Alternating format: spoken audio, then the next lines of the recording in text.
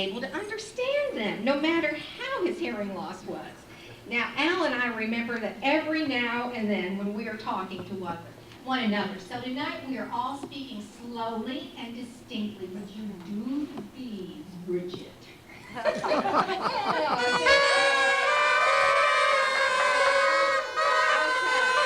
Now this one involves his darling granddaughter. We shall never forget the delight that Chuck took in Tammy, especially when they stayed with us while Mary Kay went skiing in Colorado one winter. His biggest problem was trying to find her bobo when she wanted it, and keeping her bangy, which was her blanket, clean when she dragged it around. We all know how they all like to be clean. He washed and dried that blanket regularly while she slept. And he solved the bobo problem by tying it on a string around her neck. And you'll see she still wears one. He was really a proud and indulgent grandpa. And Tammy, you come up and put this string on. You're being such a good grandpa.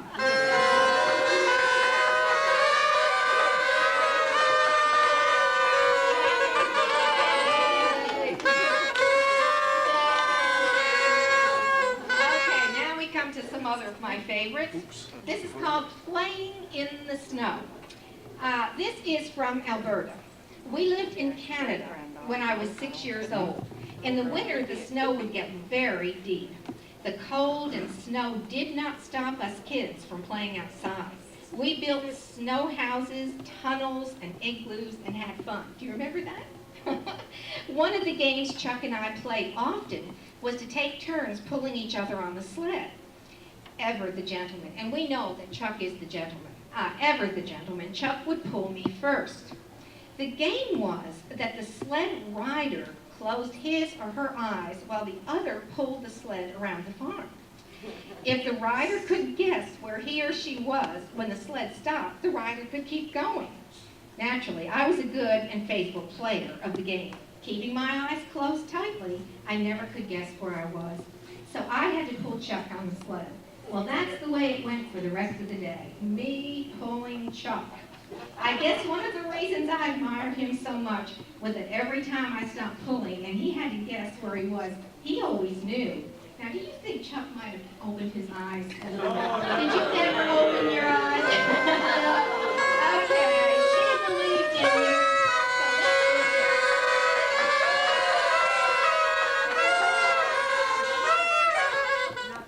Hard last night that I'm a giggler anyway, so this is going to be something. This is about Richard. Do you remember Richard? You remember Richard? Yeah. Okay. At about the same age, a German family moved to the farm to help with the work. They spoke only German. Of course, Chuck and I spoke German, so we had no trouble communicating with the kids and the family. We played together all summer.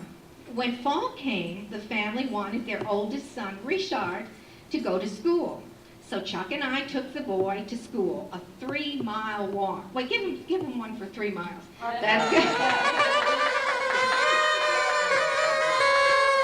wait till you hear the rest of this story. This is the prize. Miss Strong, our teacher, asked Chuck what Richard's name was in English. Chuck thought for a while, and then he announced that the boy's name was Smellhard. You remember that?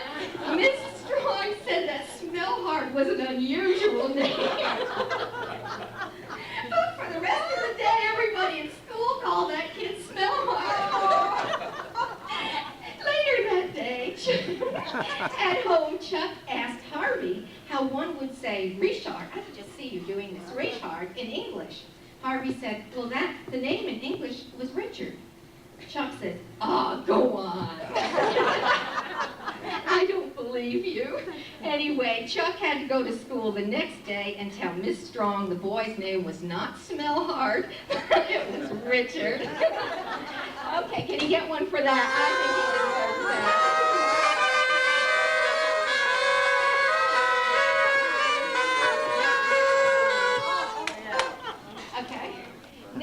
When they were going to grandmother's house, when I was about 8 or 9, this is Alberta telling this, when I was about 8 or 9 years old, we moved to Nebraska.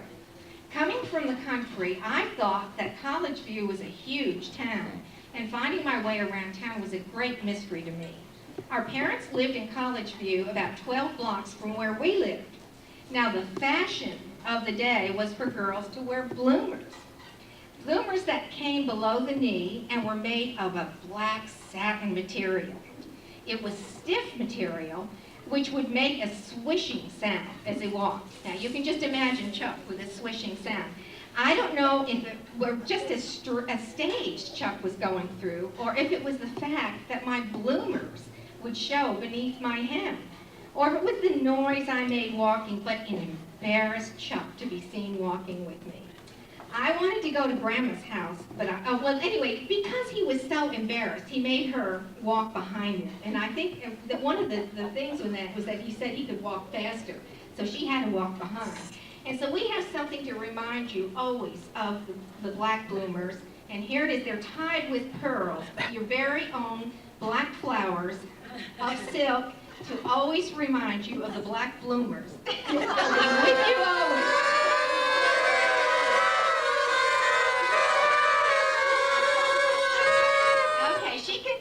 I wanted to go to Grandma's house, but I didn't know the way. So I asked Chuck if he would take me to see Grandma. Chuck said that he would take me, but he didn't want to walk with me, naturally. He told me, wait till I get to the telephone pole up there, then I'll give you a signal, and you can start walking. The pole was about a half a block ahead. When he got to the pole, Chuck gave me the signal, just so no one could tell that he was communicating with me. He didn't look at me. He kept his arms straight down at his side, and he flicked his hand, moving only his wrist, and that was the signal. So I followed Chuck about a block behind him until we got to Grandma's house. He stopped in front of the house, and without looking at me again, flicked his hand the same way. I recognized the house, so that's how I got to Grandma's house. So the champion hand-flicking award we give to you tonight, Charles, and give him some pearls for that.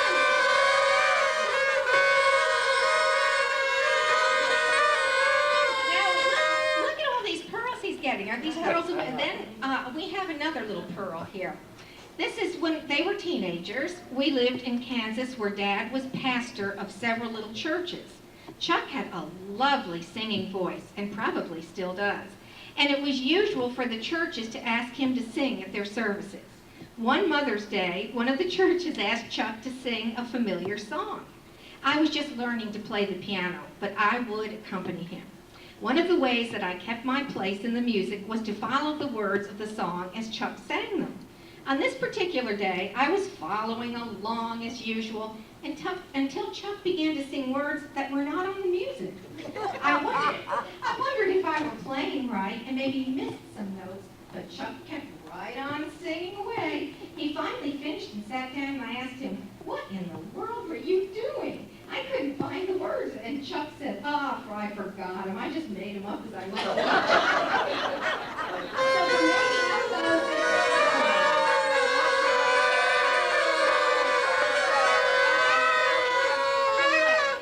okay, both Elmer and Ernie cannot be here tonight, but they send their love, and oh boy, you had fun with them. There was one time they worked with Charlie, and I think there's one thing that we must recognize tonight is the fact that he helped so many people get their first jobs and employed so many people and trained so many people, but they loved to tease him.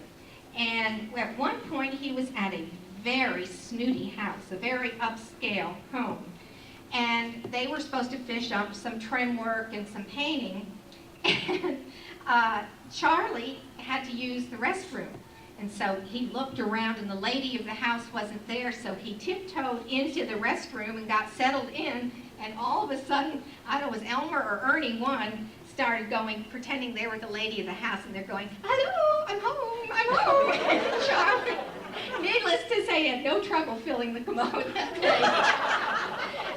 There was another time, I believe, Charlie, they did something to you with some putty. Do you remember that? They were finishing up a job, and these people had cats, I believe, and they took some putty and they molded it to look like a little bit of a cat mess. And Charlie went in, they said, "Oh, Charlie, look at this, look at this. There's a mess over here. Look what that cat did." And Charlie said, "Oh, I'll get it. I'll clean it up. I'll clean it up." And then, was it Ernie? Ernie said, Elmer said, "Don't worry, I'll get it, Charlie." He proceeded to walk over and pick up his putty, and he put it in his mouth. Charlie almost died right on the spot. And I believe there was another time, Charlie, when you were trying to get away from them a little bit, and you went to a bus station, and you were trying to escape them, and a gentleman of some other sexual persuasion came and made a little advance at you in a bus station. And I think he decided after that that Ernie and Elmer weren't so bad after all.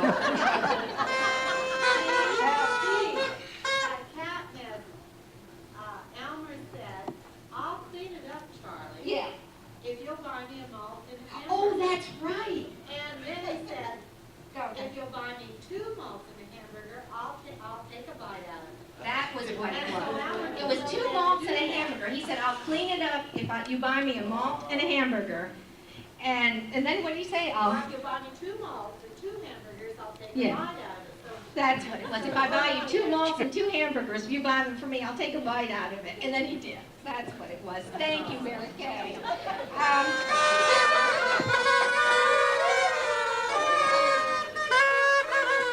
Well, there is one of the things that I remember so much about Charlie is his lentil soup. Barley green and lentil soup. And there's an orator, Robert Hutchins, once said, vegetarianism, I can't even say it right, is vegetarianism, thank you, Tammy, is harmless enough, although it is apt to fill a man with wind and self-righteousness. And one day we were at Mary Kay's house and my children were there, and everything to Charlie was soup. I mean, it wasn't any good unless it related to soup. And they made this fabulous pizza, and Charlie, I mean, they put everything, garlic, onions, I mean, all kinds of wonderful things in this pizza. And Charlie comes in and he goes, "That smells like soup." And that was your famous soup thing. But I think we'll give him his last 2. I think that as tonight, you're giving him your well wishes on his card.